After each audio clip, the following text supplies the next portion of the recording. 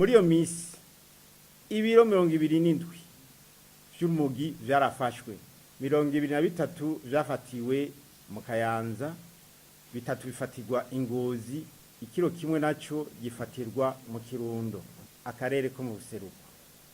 Muyinga, umufasoni n'umwana wiwe barishwe n'inkozi z'ikibi zitashotse zimenyekana. Abajeje umutekano barashoboye gufata abantu 3 bikekwa ko ico caha kugira ngo habe amatohoza. Komine Mwakiro, umusozi Gahemba, itariki 17 Kigarama 2021, umutamakazi w'imyaka 60 yagendana ubumuga bwo mu mutwe yaragandaguwe.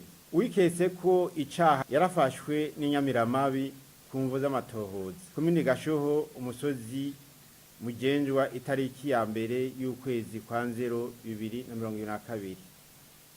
Abanyagihugu batoye mwibuye ikiziga cy'uwitwa Claude Apollinaire w'imyaka 21. Umuhisi yarafise ibikomere mu maso.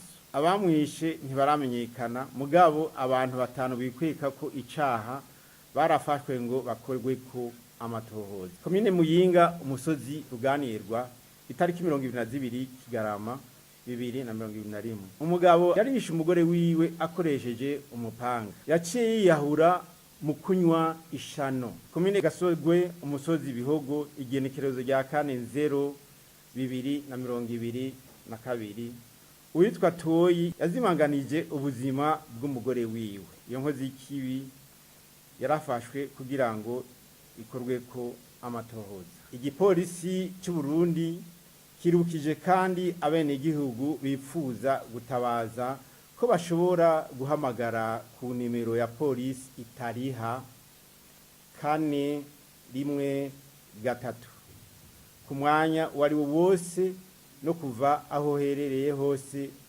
mu Burundi.